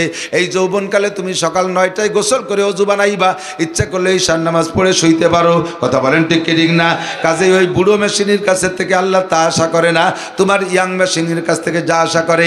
এই যৌবনকালটারে কাজে লাগা, এখনই নামাজ শুরু করে দাও। খেলাধুলা তুমি করো, তোমার খেলাধুলা থেকে তোমারে ফিরতে বলছি না, তুমি খেলাধুলা করো, টাইম হলে নামাজ পড়ো। তোমরা পাকিস্তানি প্লেয়ারদের ক্রিকেট খেলা দেখছো, পাকিস্তানি প্লেয়ারদের ফুটবল খেলা দেখছো, আজান হওয়ার সঙ্গে সঙ্গে ওই বইটে মোটে সব ফেলাইতে মসজিদে যায় কি যায় না? মাঠের কোনায় দাঁড়ায় নামাজ পড়ে। আরে তারা পারে, তুমি কেন পারবা না? তোমার বিশ্ববিদ্যালয়ে কত ছেলে ওক্ত হইলে নামাজ পড়ে, তুমি বিশ্ববিদ্যালয় পড়ে কেন পারবা না? তোমার কলেজে পড়া বহুত ছেলে নামাজ পড়ে, তুমি যুবক কেন পারবা না? এটা মাত্র জাস্ট ইচ্ছার উপরে। কাজেই তুমি সাবাবা কাবলা হারামিক, বার্ধক্য আসার আগে যৌবনকালকে কাজে লাগাও। বুড়ো হয়ে গেলে ব্রেনে ধরে না। আমি 2013 সালে 20 জনের একটা জামাত নিয়ে গেছি কিশোরগঞ্জ পাকুন্দিয়া থানায় তবলিগ। আমরা 3 জন ছিলাম আলেম, আর 12 জন ছিল যুবক, বাকি 5 জন ছিল তারা পাবলিক বুড়ো। এই যে 12 জন যুবক স্কুল কলেজের ছাত্র, এরাই আলিফবে কিছুই জানতো না। ইংরেজিতে তো সব ভালো পারদর্শী, দুনিয়ার সব বিদ্যা পারে, আরবি পারে না। আমরা বললাম যে তোমাদেরকে কোরআন শরীফ পড়া শিখাবো, তোমরা কি রাজি? ওরা কয় হুজুর তাহলে তাই হোক, ফাজাইলে আমালা তবলিগিনী সব থাক। এই খবর কইছি। এখন আমির সাহেব আবার কোরআন শরীফ পড়ার পক্ষে না, কারণ উনার যা আছে ধরা পড়ে যাবে না। সে আমির সাহেব যে কোরআন শরীফ পড়তে পারে না, যদি এখন পড়াতে বসি তাহলে ধরা খেয়ে যাবে না। এই যে আমির সাহেব না, তবলিগের মধ্যে কোরআন পড়াপড়ি নাই, তবলিগের মধ্যে কোরআন পড়াপড়ি না, খালি ভাজাইলে আমালা তবলিগের নিসাব আছে। আমাকে নো টাক বা টুসকুত কথা মোটে কবি নে বুড়ো। যেই তবলিগে কোরআন পড়া নাই ওইটা করে তবলিগ হতে পারে? জোরে বলেন পারে? সম্পূর্ণ ধোঁকার তবলিগ। কিয়ামতের ময়দানে একবারও আল্লাহ জিজ্ঞেস করবে না ফাজাইল আমালা তবলিগে নিসাব পড়ছিস কিনা, কিন্তু কিয়ামতে নামাজ জিজ্ঞাসা হবে। আর নামাজ ভাঙ্গার কারণ 19টে, তার ভিতরে 1 নম্বর নামাজে কিরাত অশুদ্ধ পড়া। ঠিক কি ঠিক না? কাজেই কোরআন জিজ্ঞাসা হবে, তোর ফাজাইল আমাল তবলিগে নিসাব জীবনে জিজ্ঞাসা হবে না। আমি অবজ্ঞা করছি না, ওটা পড়বেন ফাও টাইমে, পারলি পড়বেন। অথচ তবলিগের ভিতরে 2.5-3 ঘন্টা ফাজাইল আমাল তবলিগে নিসাব, আর কোরআন সুরো মস্ক করার জন্য 10 মিনিট। দেখি যে কয় মূর্খ বসে বসে মস্ক করতেছে, তা শুনি আসতে আসতে গড়ে যাই। আমি বাড়ি দিয়ে দাঁড়াই শুনতেছি যেটা কি করে, ইয়ানা বুধু ইয়ানা স্টাইল পড়াচ্ছে, তাহলে পড়া আলা কি বলবে না, পড়ানো এলাকা ইয়ানা বুধু ইয়ানা স্টাইল। উনি আবার তবলিগের আমির সাহ হুজুর, মৌলবীকে মোটা মোসে বান্ধেরা, মৌলবী লাগে কোন সাগে। খুব মেজাজ গরম হয়ে যাচ্ছে, খুব কন্ট্রোল করতে আমার কষ্ট হচ্ছে। আমারে কয় হুজুর আল্লাহর রাস্তায় সময় লাগাইছেন, কোনদি কি কর দরকারেরই এ সহ্য করা যায়? আমি লাগাইছি মানে 12 বছর পড়ছি, এই 12 বছর আল্লাহর রাস্তায় লাগাইছি। আর আজকে 33 বছর হাদিস পড়াই, বুখারি পড়াই, আদেশ বরি ওয়াজ করি পড়াই। কই ও না হুজুর, ও না, তাই কি পিকনিক খাওয়া? আমি কি আরিতা, আমি কি শয়তানের রাস্তায় কাছে সময় লাগাচ্ছি? তোর যদি আমার এটা ভালো না লাগে, আয় তুই বুখারি পড়া, আমি যাব তবলিগি। কথা কর না কেন? তুই মুসলিম শরীফ পড়া, আমি তবলিগি যাব।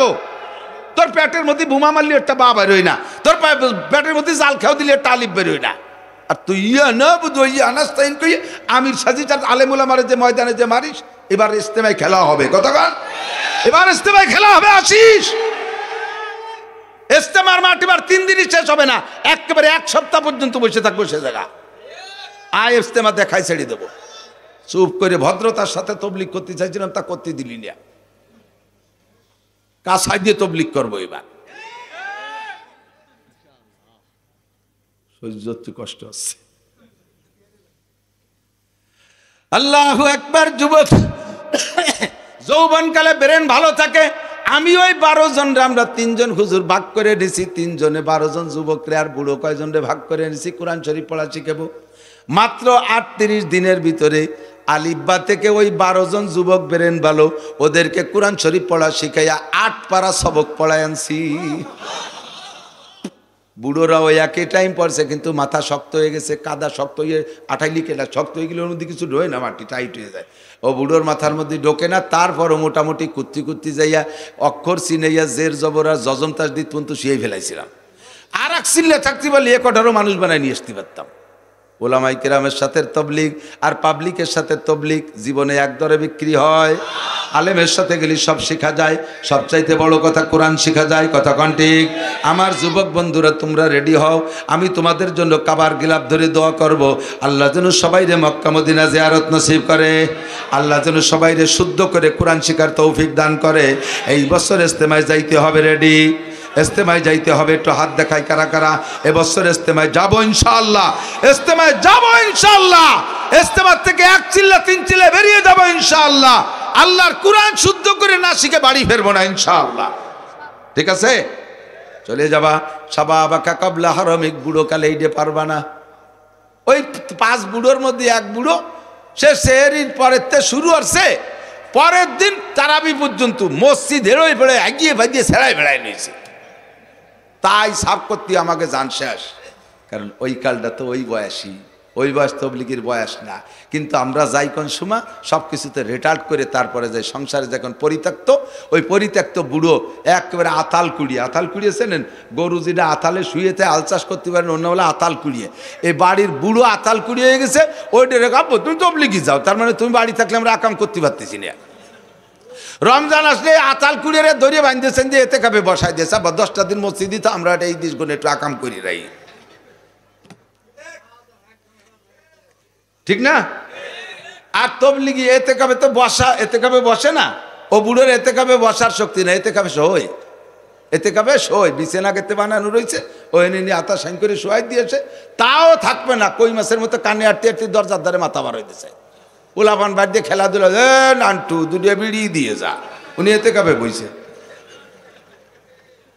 এতে কাপে শুইছে। এই কুহরার কালে কিচ্ছু হয় না। যুবক এখনই সম্ভব, এবছর ইজতেমায়ও যাব, টঙ্গী কি বলা হয় চরমুনায় যাব ইনশাআল্লাহ, ঠিক আছে না? আমাদের ইজতেমা আমাদের চরমুনার মধ্যে কোনো ভাগাভাগি নাই, আমরা সকলে সম্মিলিত উভয় দল, আমরা একসাথে উভয় দল না, আমাদের কাজের শাখা ভাগ, একই কাজ শাখা ভাগ, একই কাজ। এখানে চরমুনার ময়দানে এক কায়দায় করি, ইজতেমার ময়দানে আর এক কায়দায় করি, কাজের শাখা ভাগ, ঠিক কিনা? শাবাবাকা কাবলা হারামিক, যৌবন কালটা কাজে লাগাও বার্ধক্য আসার আগে। এক নম্বর তা হলে তুমি ফেরদাউসি নুজুলা, জান্নাতুল ফেরদাউসের ভিতরে মেহমানদারি খাইবা, বলেন না সুবহানাল্লাহ। সে হাতাকা কাবলা সুকুমিক, সময় কম কামাই বেশি, অল্পের মধ্যে বেশি চাবানো যাবে না, খেয়াল করেন। 2 নম্বর তোমার যৌবনকালের পরে কাজ হলো সে হাতাকা কাবলা সুকুমিক, যারা এখন আসিয়ে হালাতে বর্তমানে আপনারা শারীরিকভাবে কেমন আছেন? বলেন না কেমন আছেন? গ্যাস্ট্রিক আছে, গ্যাস্ট্রিক আছে, আপনার চাইতে মারাত্মক গ্যাসের রোগী আরও আছে, তার চেয়ে আপনি ভালো আছেন। ডায়াবেটিস আছে আপনার চাইতে মারাত্মক ডায়াবেটিস আলা, জীবনের শেষ নিঃশ্বাসের অপেক্ষা আছে, তার চাইতে আপনি ডায়াবেটিস নিয়ে ভালো আছেন, কথা কন ঠিক কিনা? আপনার স্ট্রোক আছে, আর একজন স্ট্রোক আলা মরার অপেক্ষা আছে, তার চেয়ে আপনি স্ট্রোকের রোগী ভালো আছেন। এমন করে আমরা এখানে যারা আছি ভালো আছি। আল্লাহ নবী কয় সিহ্হাতাকা কাবলা সুকুমিক, রোগ আসার আগে সুস্থতার টাইমটারে কাজে লাগাও।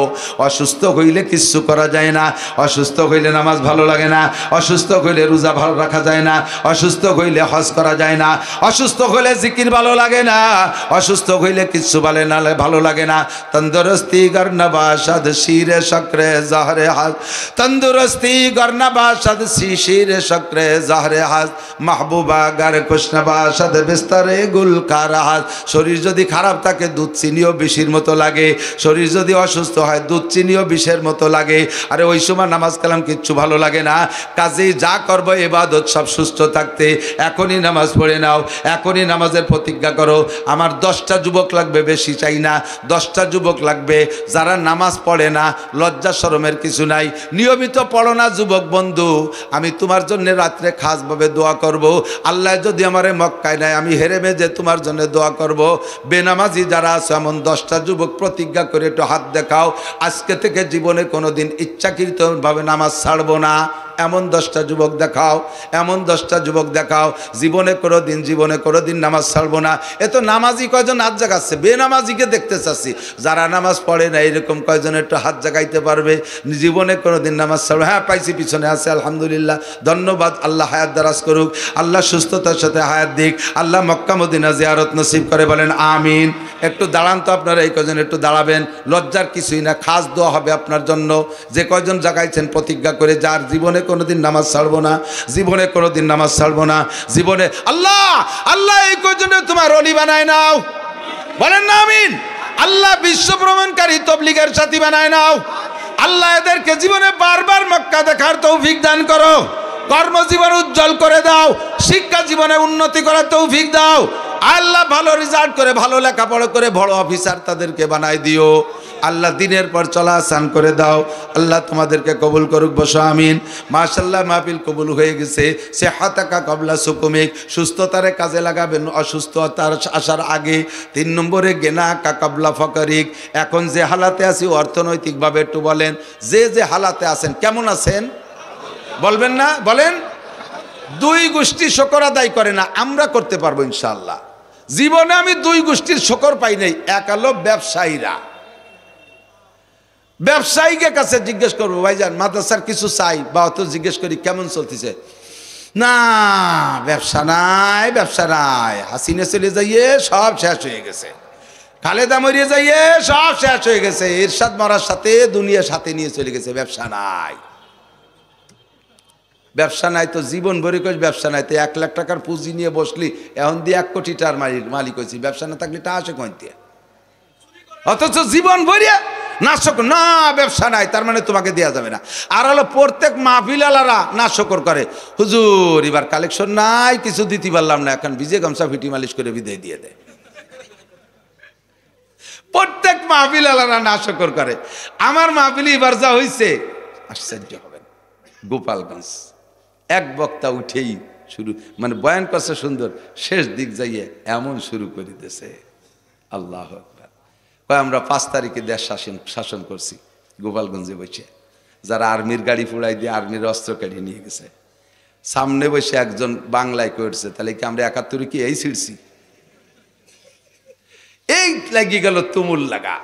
কালেকশন হবে কয়েক লাখ, একটা টাকাও হলো না। আমি একজন বক্তাকেও বুঝতে দেই নেই, কেউকে বুঝতে দেই না, নিজে পকেটে ৫ লক্ষ টাকা নিয়ে বসে রয়েছি। সব কমপ্লিট করবো, কেউ জানতে দেবো না যে আমার এই ক্ষতি হয়ে গেছে। সব করব, বলতে না শকর করব না। আল্লাহ তাআলা বাঁচায় রাখছে, সুস্থ রাখছে, ভালো রাখছে, আল্লাহই দিচ্ছে। আমার না শকরে কি আছে? দেশের মানুষ না দিলে আমি এভাবে চলবো কি করে? আল্লাহ পাক মানুষকে দিয়ে আইছে। আমার একবার একটু অসুবিধা হতেই পারে, কোনো দিন না এবার মাহফিলি ৫ লাখ টাকা লস, এই কথা কেন কইতে যাবেন? শকর আদায় করবেন আলহামদুলিল্লাহ।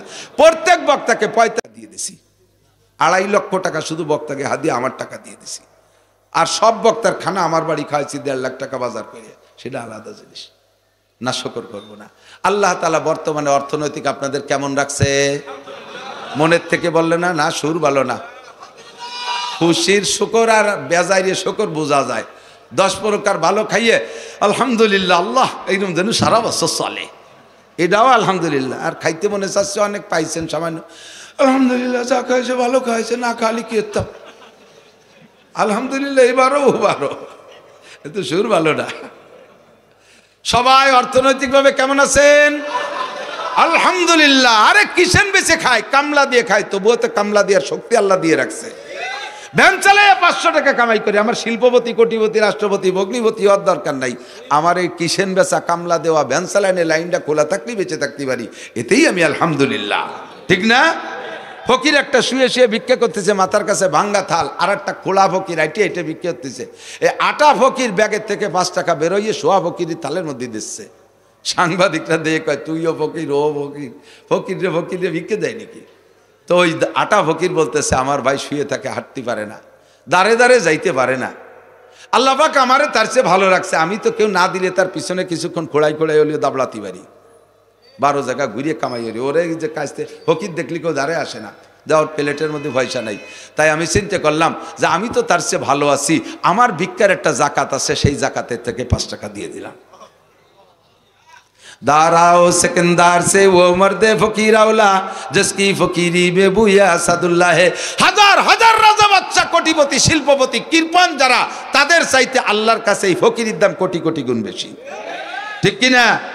আপনার যা আছে তা নিয়ে নেমে পড়েন, পরে বড় লোক হলে আল্লাহরে বস্তা ভরে দেবেন। তুমি বড় লোক হবা কিনা তা ঠিক আছে, অমা তাদরি মাজা তাকসিবু গদা। একটু পরে তুমি কি ইনকাম করবা জানো?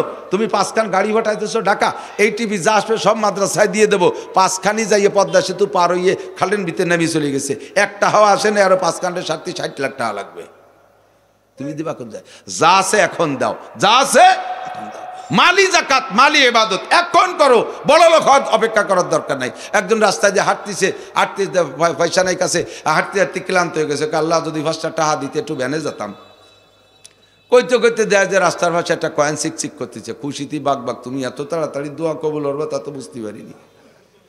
5 টাকায় যে ভ্যানে কদ্দূর গেছে, এখন বসছে যে আল্লাহরে কইলেই তো দেয়, পথ তো আরো রয়ে গেছে 30 কিলো। এখন কাছে আল্লাহ যদি আমার 100টা টাকা দিতে, তাহলে তোমারে 5 টাকা দিতাম। আল্লাহ ওরে 100 টাকা দিলেও আল্লাহরে 5 টাকা দেয়। একটু আগে দেয় যে কয়টা টাকা পেলানো, গুনিয়ে দেয় যে 95টা। কয় আল্লাহ তুমি বিশ্বাস করতে পারলেন, তোমার 5 টাকা রাখিয়ে দিছো, তুমি 100 টাকা দিয়ে দিতে, আমি 5 টাকা তোমার দেন, তোমার 5 টাকা হাতে রাখিয়ে দিলে। দোস্ত আল্লাহ ভালোই রে জানে, আলিমুম বিজাতিস সুদূর, কোটিপতি বানাই দিলে। এদিক তাকান, এদিক তাকান। আপনি আল্লাহরে বলতেছেন, আল্লাহ আমারে 1 কোটি টাকা দাও, আমি এই যাত্রাবাড়ি মাদ্রাসায় 50 লাখ টাকা দিয়ে দেব। আমারে 1 কোটি টাকা দাও, আমি যাত্রাবাড়ি মাদ্রাসায় 50 লাখ টাকা দেব। বলা যাবে না এ কথা? কিন্তু এ কথা আমল করা ভারী কঠিন। আপনারে 1 কোটি দিলে 50 লাখ টাকা দেবেন, তার মানে 50%, তাই তো? 50% না?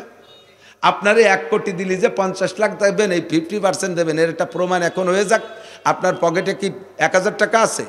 যদি ওর থেকে 500 টাকা এখন এই জায়গা দিতে পারেন, তাহলে বোঝা যাবে যে আপনি 1 লাখের থেকে 50 লাখ দিতে পারবেন, 1 কোটিতে 50 লাখ দিতে পারবেন। বরঞ্চ 1000 টাকার থেকে 500 টাকা দেওয়া যত সহজ, এটাও 50%। 1000 টাকা থেকে 500 টাকা দেওয়াও 50%, আর 1 কোটিতে 50 লাখ দেওয়া 50%। 1000-এর থেকে 500 টাকা দেওয়া 50% যত সহজ, 1 কোটির 50% 50 লাখ দেওয়া অত সহজ না। তুমি যে আমারে লোভ দিচ্ছ যে আল্লাহ আমারে 1 কোটি টাকা দাও, তোমারে 50 লাখ দিবানি, আল্লাহ কয় তোর পকেটে 1000 টাকা থাকলে অন্তে 500 টাকা দে, তাহলে বুঝবো যে তুই পারবি। আছে 1000 আছে। আজকের পকেটে যার পকেটে যা আছে তার অর্ধেক যদি দিতে পারেন তাহলে বুঝবো যে আপনারে 1 কোটি টাকা দিলে পারে আপনি 2 লাখ দিতে পারবেন, 50 লাখ না। 1 কোটি দিলে আপনি 2 লাখ দিতে পারবেন, এটা বুঝবো যদি আজকের পকেটে যা আছে তার অর্ধেক ভাগ করে দিতে পারেন।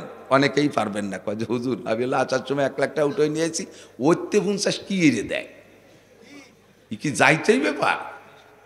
তাহলে আল্লাহ কয় তোমার পকেটের 1 লাখের 50 যদি না দিতে পারো, আমারে 1 কোটি টাকা লোভ দিচ্ছ, 50 লাখ টাকা আমারে দিবা, এইটা কিভাবে সম্ভব? তুমি দিবা না, কোনোদিনও দিবা না। যে হালাতে আছো ওইটাই তুমি ধনী আছো।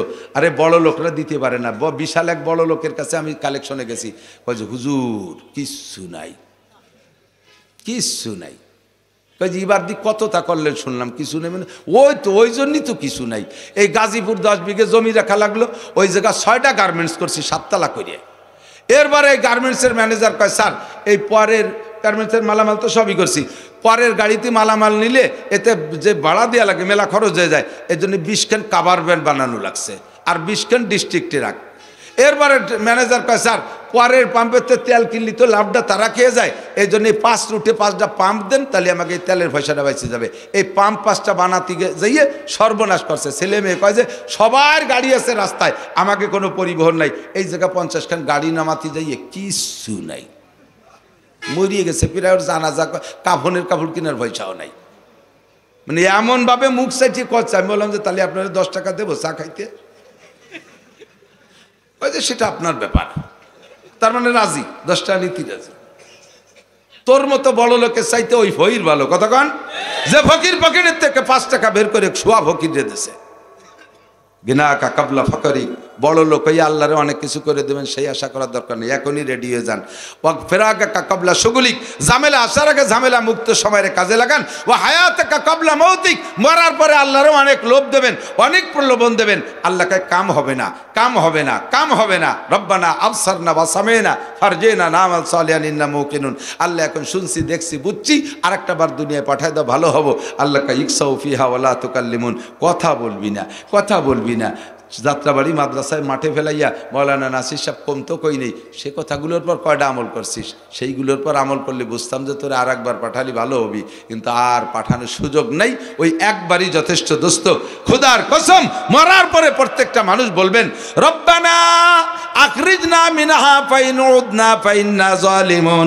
আল্লাহ আর একটা বার দুনিয়ায় পাঠিয়ে দাও, যদি তুমি আমি অন্যায় করি আবার, তাহলে তুমি জালেম সাব্যস্ত করবা, কোনো দুঃখ থাকবে না। আর একটা বার তুমি পাঠিয়ে দাও। আল্লাহ পাক বলবেন ইকসাউ ফিহা ওয়ালা তুকাল্লিমুন, পড়ে থাক, কোনো কথা হবে না। কাজেই বন্ধু আমার, মুরব্বী বাবারা, ভাইরা, যুবকরা, আমার দিক তাকাও। 5টা তোমার কাছে এখন আছে। 1 নম্বরে কি বলা হয়? 1 নম্বরে শাবাবাকা, যৌবনকাল আছে যাদের, তারা বার্ধক্য আসার আগে কাজে লাগাও। 2 নম্বরে গেনা কা কাবলা ফকরিক, অভাব আসার আগে অর্থরে কাজে লাগাও। 3 নম্বরে ফেরাকা কা কাবলা সুগুলিক, ঝামেলা আসার আগে বর্তমানে যে হালাত আছে ঝামেলা মুক্ত, এই ডেরে কাজে লাগাই ফেলেন। 3 নম্বরে 4 নম্বরে কি বললাম?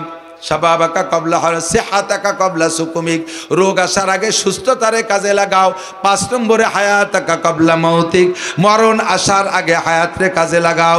আল্লাহ পাক আমাদের তৌফিক দান করে, জোরে বলেন আমিন। আজকে যারা এখানে আছেন মরার পরে আর কিছুই করতে পারবেন না। জীবনে বহু টাকা কামাই করেছেন বাবা, আমি যদি হিসাব চাই আমার কাছেও দিতে পারবেন না, আল্লাহর কাছেও হিসাব দিতে পারবেন না। জীবনে কে কয় টাকা কামাই করেছেন? অবশ্যই শতভাগ গ্যারান্টি জীবনে যা কামাই করছেন সব টাকা কেউ রাখতে পারেন নাই। আছে একজন মানুষ যদি বলতে পারেন তারে আমি পুরস্কার দেব যে সারা জীবনে যা ইনকাম করছি চাইরে নাও, খরচ করি নেই, সব রেখে দিছি, এমন কোনো মানুষ নাই। সবই খরচ হয়ে গেছে, বেশিরভাগ চলে গেছে। সামনে যা ইনকাম করব তাও চলে যাবে। আল্লাহ পাক বলেন ওমা তুকাদ্দিমু লিআনফুসিকুম মিন খাইরিন তাজিদুহু ইনদাল্লাহ, আমারে কয়টা টাকা দে বান্দা, আমারে কয়টা টাকা দে, এই টাকা কয়টা নষ্ট হবে না, 1000 কোটি গুণ বাড়াই আমি তোরে একদিন জমা দিয়ে দেব তোর হাতে, তুই জান্নাতে চলে যাবি। আমারে কয়টা টাকা দে। মাদ্রাসাগুলো আছে বিদায় দুনিয়া এখনো টিকে আছে, কোরআন কিতাব পড়া আছে বিদায় দিন ধর্ম আছে, আর দিন ধর্ম আছে বিদায় দুনিয়া টিকে আছে। আল্লাহর মেহমান কোরআনের পাখিগুলো, এদেরকে সরকার 1 টাকাও দেয় না, জীবনে কোনো দিন দেবে না। বিএনপি সরকার দিয়ে যায় নাই, এরশাদ সরকার দিয়ে যায় নাই, আমলিক সরকার দিয়ে যায় নাই, বর্তমান ডক্টর ইউনূসের সরকারও দিচ্ছে না, দেবেও না। কিন্তু এরা না থাকলে কেউ থাকবে না, এর মধ্যে কোনো সন্দেহ নাই। সময় কম নাই, তাই সময় কম, তাই বুঝাইতে পারছি না। তাড়াতাড়ি বলতেছে, আমার দিক খেয়াল করবেন। আব্বা চলে গেছে, মা চলে গেছে, আমিও চলে যাব, আপনিও চলে যাবেন। দোস্তরে সদকায় জারিয়ার জন্য মাদ্রাসার ছাত্ররা তারা কোরআন কিতাব পড়বে, এরা খানা খাইয়া কোরআন পড়বে। এই জন্য আপনার ইনকামের থেকে মোহাব্বতের সাথে বছরে এই মাদ্রাসায় 2 বস্তা 5 বস্তা 1 বস্তা চাউল দেবেন। আপনার এই পরিশ্রমের চাউল খাইয়া আল্লাহর কোরআনের পাখিগুলো কোরআন শরীফ পড়বে। আপনি কবরে চলে যান আর আপনি দুনিয়ার যেখানে যান নিয়মিত আপনার আমল নামায় নেকি যাইতে থাকবে। আপনার কামাই দিয়ে আপনার ছেলে মেয়ে খায়, ওরা একজনও নামাজ পড়ে না, কোরআন পড়ে না, পড়লেও দোয়া করার সময় পায় না। এরা এক মুঠ ভাত খায়, শেষ রাত্রে উইটা আল্লাহর কাছে দোয়া করবে, আল্লাহ পাক আপনার আয় রোজগারে বরকত দেবে। যার যেমন তৌফিক আছে সেইভাবে একটু বলবেন। মাত্র 5 মিনিট আমি আপনাদের জন্য এই ব্যাপারে সময় দেব। আমার সময় সোয়া 8টা পর্যন্ত, তারপরও 6 মিনিট বেশি হয়েছে। আমি টেনে টুনে আর 5 মিনিট থাকবো। একটা মানুষ বলবেন, আমি মুসাফির আপনার জন্য দোয়া করব যে আমি বছরে এই মাদ্রাসার লিল্লা বডিকে এতিম গরিবদের জন্য বছরে 5 বস্তা চাউল দেব, বছরে 5 বস্তা চাউল দেব। আমি তার জন্য দোয়া করব, আল্লাহ তাআলা হালালভাবে লাখ লাখ কোটি কোটি টাকার মালিক বানায় দেবে। ছেলেরা বিদেশে থাকে, এলাকার মানুষ যথেষ্ট বিদেশে থাকে।